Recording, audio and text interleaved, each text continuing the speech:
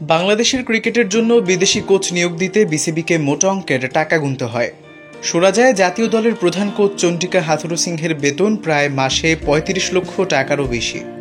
এই মুহূর্তে জাতীয় দলের কোচিং স্টাফ সদস্যদের মধ্যে সবচেয়ে কম বেতন অস্ট্রেলিয়ার ট্রেনার নাথান কেলির, সেটাও টাকার অঙ্কে মাসে ৯.৫ লক্ষ টাকা।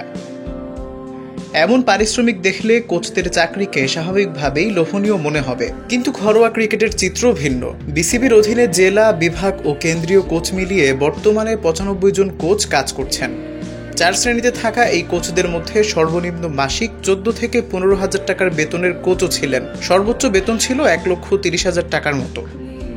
তবে ২রা জুলাই অনুষ্ঠিত পরিচালনা পর্ষদের সর্বশেষ সভায় বিসিবির কোচদের ৪টি শ্রেণীতে ভাগ করার পাশাপাশি তাদের বেতন বাড়ানোর সিদ্ধান্ত হয়েছে। বেতন বাড়ানোর পরও কোচদের সর্বনিম্ন বেতন হবে ২৫,০০০ টাকার মতো, সর্বোচ্চ প্রায় ৩ লক্ষ টাকা। অবশ্য ২ থেকে ৩ লক্ষ টাকা বেতন পাওয়া কোচের সংখ্যা ২-১ জনের বেশি নয়।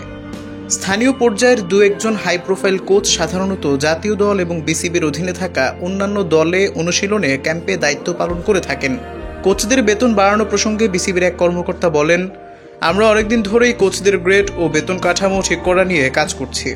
জেলা পর্যায়ে কোচদের বেতন খুবই কম ছিল, এখন গ্রেডিং সিস্টেম করে বেতনও বাড়ানো হলো।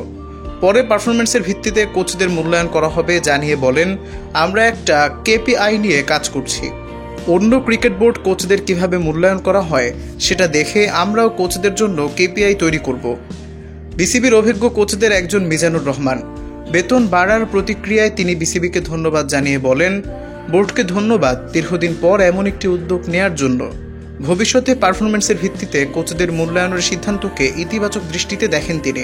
এখন আমাদের একটা মূল্যায়ন হচ্ছে, যেভাবে চলছিল সত্যি কথা বলতে আমরাও পারছিলাম না। এটা আমাদের অনেক দিনের অনুরোধ ছিল, অনেকদিন পর সেটা হলো। এটা অবশ্যই কোচদের জন্য ইতিবাচক দিক।